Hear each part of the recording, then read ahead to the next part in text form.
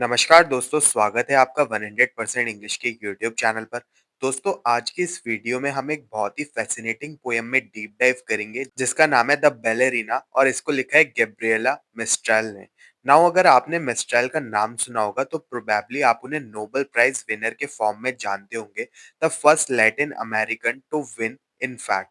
But यहाँ एक twist है। फॉर डेकेड्स मिस्ट्रेल की इमेज थी एकदम सेंट गैब्रिएला जैसी, pious, maternal, the nation school teacher mother, एक बहुत ही सेफ कंजर्वेटिव इमेज। लेकिन in her late career works this image was completely shattered, especially in her 1954 book Lagar, which means wine press। और उस book के एक section का नाम था मैड वुमेन। ये मैड वुमेन क्लिनिकली इंसेन नहीं थे, they were literally mask.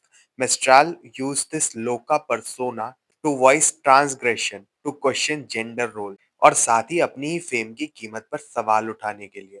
In her own words, these are strong, intensely human beings confronting situation to which no sane response exists। और द बैलेरिना इस transgression का perfect example है।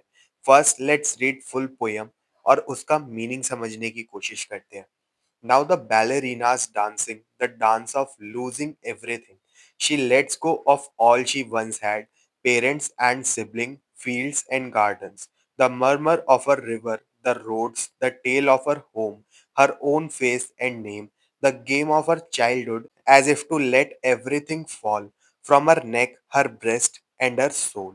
पहला stanza stage set करता है। She is dancing the dance of losing everything. ये कोई sad dance नहीं है, ये एक रिचुअलिस्टिक एक्ट है।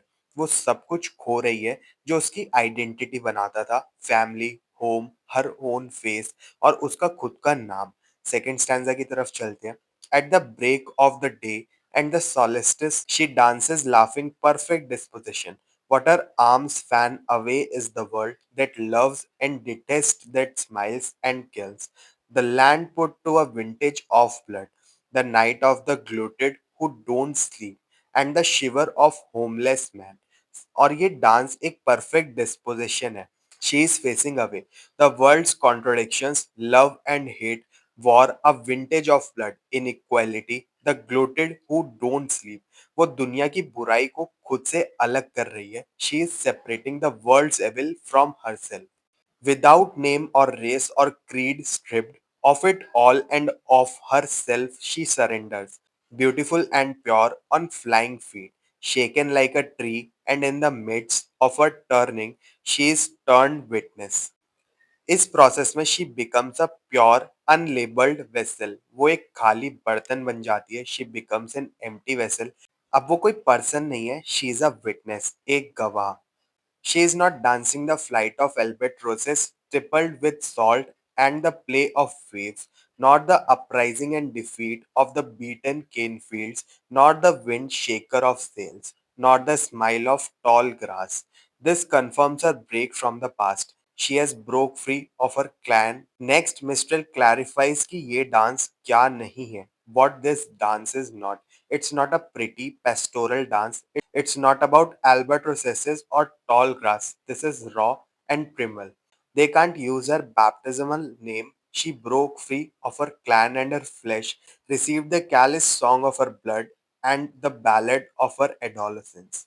This confirms her break from the past. She has broke free of her clan and her flesh। उसने अपने पास से हर रिश्ता तोड़ दिया है। She has broken every tie with her past। Unknowing we throw our lives on her like a red even normed robe, and so she dances struck by snakes that free and eager climb her, then let her fall like a conquered flag or a garland torn to pieces। और यहाँ आता है poem का crucial turning point. The audience enters. Annoying we throw our lives on her. हम यानी audience अपनी life, अपना दुख, अपनी एक्सपेक्टेशंस उस पर एक रेड इवन नोम्ड रॉब, एक जहरीले लिबास की तरफ फेंक देते हैं। We the audience throw our lives, our sorrow, our expectation on her like a poisoned room. And now she is struck by snakes. Sleepwalker changed into what she hates. She keeps dancing, not knowing herself strange. Her grimaces puffing and drawing in. She who pants with her painting, cutting the air that never cools her. Solitary whirlwind, wild and pure. The dancer loses her agency, अब वो sleepwalker बन गई है, change into what she hates. She is no longer in control of her art, she is now trapped, wild and pure. Wild क्योंकि वो public के projection से polluted है, और प्योर क्योंकि उसका सेक्रीफाइस टोटल है।